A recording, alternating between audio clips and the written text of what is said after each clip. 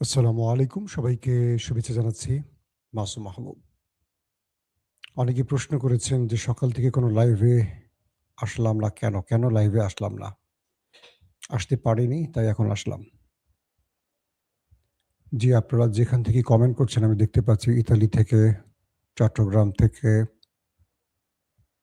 আরো বিভিন্ন দিনাজপুর জেলার বীরগঞ্জ থেকে, কক্সবাজার থেকে, রোহিঙ্গা ক্যাম্প থেকে। ওকে।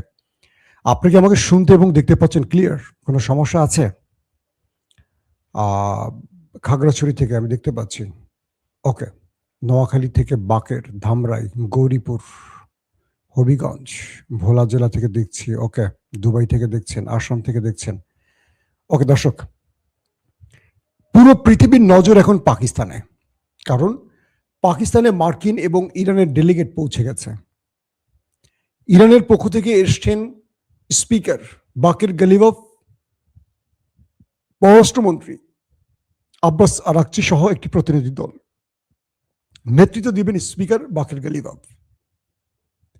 মার্কিন যুক্তরাষ্ট্র থেকে এসছেন ভাইস প্রেসিডেন্ট জেডি ভেন্স, ট্রাম্পের উপদেষ্টা ভার্সেস তার মেয়ে জামাই মানে জামাতা জেরার্ড কুশনার, রয়েছেন স্টিভ উইটকফ। মার্কিন যুক্তরাষ্ট্র থেকে ৩ জন গুরুত্বপূর্ণ অফিসিয়াল, আর ইরান থেকে ২ জন স্পিকার এবং পররাষ্ট্রমন্ত্রী। ইরান এই বৈঠকের আগেই আমেরিকাকে একটি প্রেসার তৈরি করে দিয়েছে যে এই বৈঠক হবে কি হবে না এটা ইরান চিন্তা করছে। আমরা এসছি, প্রয়োজনে চা খাবো। কিন্তু এই বৈঠকটি হবে তখনই যখন ইরানের ২টো শর্ত মানা হবে। প্রথম শর্ত হলো ইসরায়েলকে অবশ্যই লেবাননে হামলা বন্ধ করতে হবে। যতক্ষণ হামলা বন্ধ না হবে ততক্ষণ এই বৈঠক হবে না। ইতিমধ্যে পাকিস্তানের প্রধানমন্ত্রী শাহবাজ শরীফ, ফিল্ড মার্শাল আসিফ মনির, পররাষ্ট্রমন্ত্রী এবং স্বরাষ্ট্রমন্ত্রী মহসিন নকভি, যত রকম হাই অফিসিয়াল পাকিস্তানে আছেন তারাও এই বৈঠকের যারা ডেলিগেট ২ দেশ থেকে এসছেন তাদের সাথে সাক্ষাৎ করেছেন। এই মুহূর্তে শাহবাজ শরীফের কি বলবো দুপুরের খাবারের আমন্ত্রণে আছেন এই ২ পক্ষ। বলা হচ্ছে এর পরের সেশনটি হবে ফিল্ড মার্শাল আসিফ মনিরের ডিনার অথবা নেক্সট কোনো খাবার মেনু। অর্থাৎ প্রথম বৈঠকটি হচ্ছে শাহবাজ শরীফের নেতৃত্বে তার আমন্ত্রণে, দ্বিতীয়টি হবে শাহবাজ শরীফের আমন্ত্রণে, দুঃখিত, ফিল্ড মার্শাল আসিফ মনিরের আমন্ত্রণে। কিন্তু ইরান আর আমেরিকার মধ্যে লাইভটি যখন শুরু করছি তখন পর্যন্ত বৈঠক মানে মূল যে বৈঠক সেটি শুরু হয়নি। স্টিভ উইটকফ, জেরার্ড কুশনার, এই দুজনকে আপনারা কম বেশি যারা জানেন তারা জানেন যে এরা দুজনেই ইসরায়েলপন্থী ব্যক্তি। ডেভিড কুশনার তো সরাসরি ইসরায়েল বা ইহুদি বংশোদ্ভূত বলা হয়। ট্রাম্পের জামাতা, ট্রাম্পকে এই বিষয়ে সবচেয়ে বেশি টেনে আনছেন তিনি। তবে মার্কিন যুক্তরাষ্ট্রের ৩ জন যে ব্যক্তি, একজন হলো জেডি ভেন্স, স্টিভ উইটকফ এবং জেরার্ড কুশনার, এই ৩ জনের মধ্যে ২ জনই হলেন ইসরায়েলপন্থী, উইটকফ এবং কুশনার। জেডি ভেন্স তিনি ইসরায়েলপন্থী নন এবং এই যুদ্ধের শুরু থেকেই তার বক্তব্যে মনে হয়েছে তিনি যুদ্ধের পক্ষের লোক নন। তবে সাম্প্রতিক তার বক্তব্যটি একটু এলোমেলো হয়েছে বা ট্রাম্পের পক্ষে চলে গেছে, যেহেতু ট্রাম্পের তিনি ভাইস প্রেসিডেন্ট। ভার্জিনিয়ায় ট্রাম্প পা রাখলেন আজকে। সেখানে সাংবাদিকরা তাকে প্রশ্ন করলেন ইরানের কাছ থেকে আপনি কি চান, কারণ ইরান ইতিমধ্যে 10টি শর্ত জুড়ে দিয়েছে আমেরিকাকে। কিন্তু আমেরিকা নিজস্ব মানে তারা এরকম লিখিত কোনো শর্ত এখনো দেয়নি। বিভিন্ন সময় প্রেস কনফারেন্সে তারা অনেক কথা বলেছে। তো এই মুহূর্তে মানে ট্রাম্পের লেটেস্ট সবচেয়ে লাস্ট যে বক্তব্যটি পেলাম, তিনি বিমানবন্দরে নেমে হাঁটা শুরু করলেন। সাংবাদিকরা ভার্জিনিয়া তাকে প্রশ্ন করেছে যে আপনি ইরানের কাছ থেকে কি চান। তিনি বলছেন নো নিউক্লিয়ার ওয়েপন, অর্থাৎ ইরানকে কোনোভাবে পারমাণবিক শক্তিধর হতে দেবে না বা ইরান কোনোভাবে পারমাণবিক শক্তিধর হতে পারবে না, এটি আমেরিকার শর্তের 99%। তার মানে আমেরিকার এই বক্তব্যটি দিয়ে আমরা দুটো বিষয় ক্লিয়ার হয়ে গেছে যে ইরান যে 10টি শর্ত আমেরিকাকে দিয়েছে এর মধ্যে ইরান কোথাও বলেনি যে আমরা নিউক্লিয়ার বোমা বানাবো। আর আমেরিকা বলছে নো নিউক্লিয়ার ওয়েপন। কে বলছেন? President Trump. তার মানে যদি এই আলোচনাটাকে স্থায়ীভাবে একটা ভিত্তি দেওয়ার চেষ্টা করা হয় তাহলে সম্ভব। কারণ ইরান যে 10টি চুক্তি করেছে তার মধ্যে বলা আছে তারা শান্তিপূর্ণ নিউক্লিয়ার প্রজেক্ট এগিয়ে নেবে। সেটা কি? বিদ্যুৎ, স্বাস্থ্যসেবা মানে চিকিৎসা সহ যেগুলো প্রয়োজনীয় বিষয় সেখানে। ইরান কিন্তু একবারও বলেনি যে আমরা নিউক্লিয়ার বোমা বানাবো। তার মানে ট্রাম্প যে শর্তটি দিয়েছে ইরান এক বাক্যে মেনে নেবে যে আমরা আমেরিকার দাবিটি 100% রক্ষা করবো যে আমরা নিউক্লিয়ার বোমা বানাবো না। কারণ এটা ইরান ঘোষণা দিয়ে বানাবে না। ইরান যদি বানায় চাইলে বানায় ফেলছে এতদিন, এখন শুধু টেস্ট করা বাকি। আর যদি ইরান না বানিয়ে থাকে তাহলে বানিয়ে ফেলবে। এটা আমেরিকাকে বলে করে কিছু করা লাগবে না, কারণ বানিয়ে ফেলার পর আর আমেরিকা কিচ্ছু করতে পারবে না। এটা লুকোচুরি করে বানাতে হবে, এটা ঘোষণা দিয়ে বানাবে না। তাহলে আমেরিকা ইরানকে আর কোনো শর্ত দিচ্ছে না আপাতত, লাস্ট ট্রাম্পের বক্তব্য অনুসারে। ইরান চাইছে কি? ইরান চাচ্ছে বেশ গুরুত্বপূর্ণ যেগুলো, এক, তাদের রাষ্ট্রে যে হিট করেছে, যুদ্ধ চলছিল 40 দিন, সকল ক্ষতিপূরণ। 2 নম্বর, গালফ থেকে আমেরিকাকে চলে যেতে হবে, আরবে থাকতে পারবে না। 3 নম্বর, ইরানের উপর নিষেধাজ্ঞা যে ছিল সেই নিষেধাজ্ঞা প্রত্যাহার করতে হবে, ইরান তার মতো এখন ব্যবসা বাণিজ্য করবে। 4 নম্বর, ইরানের যে টাকাগুলো ব্যাংকে জমা আছে, অর্থাৎ আপনারা জানেন যে ইরান যে তেল বিক্রি করছে বা তার জ্বালানি বা গ্যাস বিক্রি করেছে, এই টাকাগুলো ইরান ঠিকমতো পায়নি। পৃথিবীর বিভিন্ন ব্যাংকে ইরানের 100 থেকে 120 বা তারও বেশি বলা হচ্ছে 140-এর মতো 140 বিলিয়ন মার্কিন ডলার ইরানের আটকা পড়েছে। 140 বিলিয়ন কল্পনা করতে পারেন?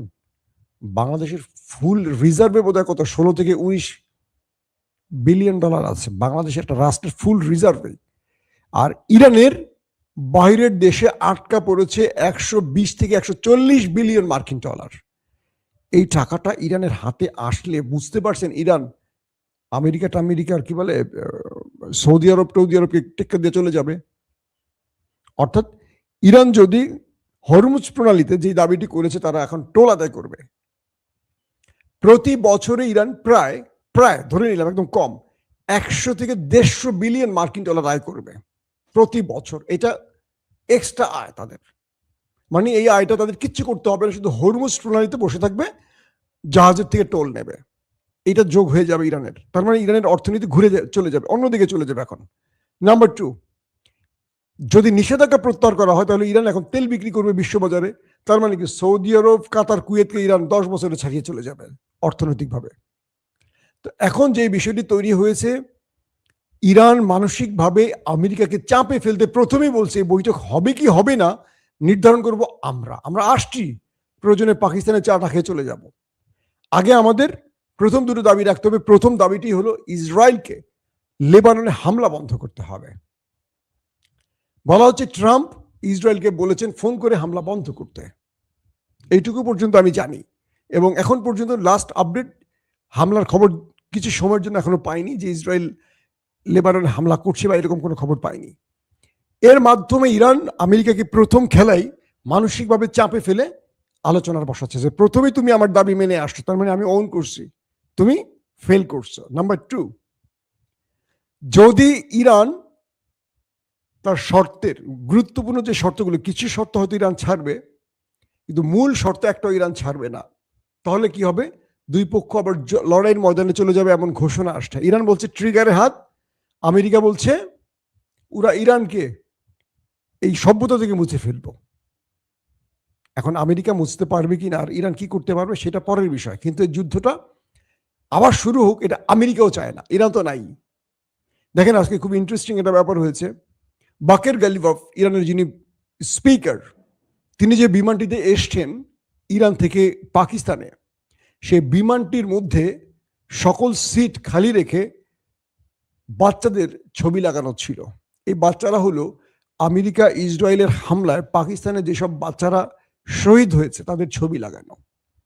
তিনি এই ছবিটি সোশ্যাল মিডিয়া দিয়ে খুব করুণ একটি পোস্ট করেছেন। চিন্তা করা যায় ইরানে 150 থেকে 250 মতো শিশুকে ওই দেশটি একদম টার্গেটে হিট করে মেরেছে। গাজায় যেমন ওরা মারতে পারে, ইরানে মেরেছে। ওদের শিশুদের প্রতি এত রাগ ক্ষোভ কেন? পুরো পৃথিবী দেখছে এটা নিয়ে। কি বলবো, একটা আমরা প্রতিবাদ, বাংলাদেশ একটা শক্ত প্রতিবাদও জানায়নি। আমরা নাকি স্বাধীন গণতান্ত্রিক ডেমোক্রেসি কি কনস্টিটিউশন, আরে ভারী ভারী কথা পার্লামেন্টে শুনি আর ঘৃণা লাগে আমাদের। আমরা এখন বুঝতে পারছি না বাংলাদেশের আসলে প্রধানমন্ত্রীকে। পার্লামেন্টে যাকে দেখছি তিনি কথা বলছেন না, শুধু হাসছেন আর তালি দিচ্ছেন আর টেবিল চাপড়াচ্ছেন। তাকে তো আমরা বাংলাদেশের কি বলবো আগামী দিনের একজন কিং মেকার মনে করছি, তিনি কেন চুপ? যাকে বলা হচ্ছে অন্য দেশের প্রেসক্রিপশনে চলছেন, তাকে কেন সুপ্রিম ক্ষমতা দেয়া হয়ে গেছে? এগুলো নিয়ে প্রশ্ন আসছে, তার এই জবাবগুলো আমরা খুব আশা করি তার কাছ থেকে। তো বাংলাদেশ ইরানের এই শিশু হত্যা বা নারী হত্যার বিষয়ে একটা শক্ত প্রতিবাদ করতে পারেনি। এটা আমাদের জন্য লজ্জার। তার মানে আমরা স্বাধীন হইনি, এটি স্পষ্ট হয়ে গেছে। কেউ যদি স্বাধীন বলেন তাকে বলে দিবেন যে আমরা স্বাধীন হইনি, আমরা এখনো ওদের ইচ্ছায় চলি। আসেন তারপরের গুরুত্বপূর্ণ খবরটি কি। ইরান বলছে যে এই আলোচনায় একটি পথ খুলবে, সেটি হলো আমেরিকা কি চায়। কারণ ইরান যে দাবিগুলো করছে, এই দাবিগুলো ইরানের বৈধ অধিকার। যে কথাটি আমি শেষ করেছিলাম, 150 থেকে 200 শিশু যাদেরকে স্কুলে বোম্বিং করে হত্যা করেছে, তাদের প্রত্যেকের ছবি সেই বিমানটির সিটে ছবি লাগানো ছিল, এবং তাদের যে স্কুল ব্যাগ যেগুলো পুড়ে গেছে, ফুল, এই বাচ্চাদেরকে, ইরানের বাচ্চাদেরকে স্কুলে ফুল দেয়া হয়, সেই সিটগুলোতে ফুল রাখা হয়েছে, এদেরকে বলা হয় বেহেশতি ফুল। এই দৃশ্যটা যারা দেখেছে, পাকিস্তানে অনেকে দেখার সুযোগ পেয়েছে। এটা একটা প্রতিবাদ হিসেবে এটা ইরান করেছে, বুঝতে পারছেন? পুরো পৃথিবী যেন দেখে। প্রতিটা নিহত বাচ্চার ছবি বিমানের সিটে দেওয়া হয়েছে এবং পুরো পৃথিবী এটাকে দেখেছে। বাকের কালিবাব যখন এই ছবিটি দেখিয়েছেন সোশ্যাল মিডিয়ায়, পুরো পৃথিবী দেখেছে, এটাকে শিরোনাম করেছে খবরের। যে তথ্য এতদিন মানুষ অনেকে জানতো না বা অনেকে আড়াল হয়ে গেছে যুদ্ধের কারণে, আজকে পুরো পৃথিবী দেখছে যে ইরানের এই শিশু নিষ্পাপ বাচ্চাগুলোকে কিভাবে নিষ্ঠুরের মতো মেরেছে ওরা। কিভাবে জবাব দিবেন মিস্টার ট্রাম্প, কিভাবে জবাব দিবেন মিস্টার নেতানিয়াহু? কারণ আমেরিকা ইসরায়েল যাই করেছে, ইরান কিন্তু কোনো সিভিলিয়ান মারেনি। চাইলে ইরান ওদের চেয়ে কয়েকগুণ বেশি মারতে পারত। যেই পরিমাণ মিসাইল ইরান মেরেছে, ইরান শত্রুকে টার্গেট করছে কারা? যারা যুদ্ধে সম্পৃক্ত, সেনা, সামরিক ঘাঁটি, বাংকার, যেখানে সেনা বাংকার, মানে সিভিলিয়ান বাংকার নয়, তাদের কি বলে রাডার সিস্টেম, তাদের প্রতিরক্ষা ব্যবস্থা, এগুলো ধ্বংস করেছে। পাওয়ার গ্রিড, এই জিনিস সিভিলিয়ানদের খুব কম মেলেছে। এই পর্যায়ে এখন আমেরিকা আর ইরান মুখোমুখি আছে। পৃথিবী বলছে, ওয়ার্ল্ড বলছে এই লড়াইতে ইরান বিজয়ী হয়ে গেছে, ইরানকে ভিক্টরি ঘোষণা করে দিয়েছে। কারণ আমেরিকার মতো একটি দেশকে টেনে এনেছে আলোচনার টেবিলে, আর ইরান সেই টেবিলে বসার আগে বলছে আমরা বসবো কি বসবো না, সেটা ডিপেন্ড করবে আমাদের দুটো শর্ত মানার পর। তার মানে এখানেও ইরান আমেরিকাকে বলছে যে তোর ইচ্ছা না আমার ইচ্ছা হবে এই আলোচনা, আগে আমার শর্ত মেনে নে। ইতিমধ্যে মেবি মেনে যাচ্ছে। পাকিস্তানে কেন এই আলোচনা, অনেকে আমাকে প্রশ্ন করেছেন। প্রথম, ইরানের সাথে পাকিস্তানের সম্পর্ক ভালো, ইরানের সাথে সৌদি আরবের সম্পর্ক ভালো। দুঃখিত, পাকিস্তানের সাথে ইরানের সম্পর্ক ভালো, পাকিস্তানের সাথে সৌদি আরবের সম্পর্ক ভালো, পাকিস্তানের সাথে আমেরিকার সম্পর্ক ভালো। অর্থাৎ গালফ কান্ট্রির প্রতিনিধি হিসেবে পাকিস্তান ভূমিকা নিতে পারবে। পাশাপাশি পাকিস্তানের সাথে আমেরিকারও সম্পর্ক ভালো, আবার ইরানেরও সম্পর্ক ভালো। তো সবকিছু মিলে এই তিনটি রাষ্ট্রেরই কি বলবো বক্তব্য আছে আজকের বৈঠকে, গালফ কান্ট্রির বক্তব্য আছে। সো এটা এই জন্য ইরান, পাশাপাশি চীনের সাথেও পাকিস্তানের সম্পর্ক ভালো। অর্থাৎ ইরানের বন্ধু হিসেবে চীন এখানে আবির্ভূত হবে পাকিস্তানের মাধ্যমে। ক্লিয়ার? আপনারা বুঝতে পারছেন? অর্থাৎ একমাত্র দেশ পাকিস্তান যারা আমেরিকা এবং ইরানের মিত্রদের সাথে সম্পর্ক বজায় রেখেছে, এবং এই একটি বৈঠক পাকিস্তানকে পৃথিবীর কাছে আবার নতুনভাবে একটি গ্রহণযোগ্য রাষ্ট্র হিসেবে পরিচিত করছে। পাশাপাশি ভারত কিছুটা চাপে পড়ে গেছে এরকম একটা বড় সিদ্ধান্ত নিতে না পারায়, তাদেরকে কেউ এটাকে মানে গুরুত্ব দিয়ে গ্রহণ করেনি বলে। এখন যে বিষয়টি তৈরি হয়েছে, মার্কিন 3 হাই অফিসিয়াল, দুজনই হলেন ইসরায়েলি মিত্র। একজন একটু আলাদাকে জেডি ভেন্স, বাকের গালিবাফ এবং আব্বাস আরাকচি, দুজনই খুব মাথাওয়ালা লোক। কিছু আলোচনা আসছে ইরানের গণমাধ্যম থেকে যে ইরান 10টির মধ্যে 2-1টা হয়তো ছাড় দেবে, কিন্তু ইরান এখান থেকে যে মূল টার্গেট যেগুলো ইরানের মূল 3 থেকে 4টি গুরুত্বপূর্ণ ইস্যু, এখানে যদি একটিতেও মার্কিন যুক্তরাষ্ট্র নারাজি দেয়, ইরান এই আলোচনা থেকে ফিরে যুদ্ধের ময়দানে চলে যাবে। এবং পৃথিবী চাইছে এই আজকের আলোচনা থেকে একটা সমাপ্ত হোক বা কিছু হোক। দর্শক, আমরা যখনই শুরু হয়ে যাবে দুই দেশের আলোচনা এবং ভালো রেজাল্ট আসবে, আমরা আপনাদেরকে লাইভের মাধ্যমে জানিয়ে দেব। এখনকার মতো বিদায় নিচ্ছি। প্রত্যেকে ভালো থাকবেন। আল্লাহ হাফেজ।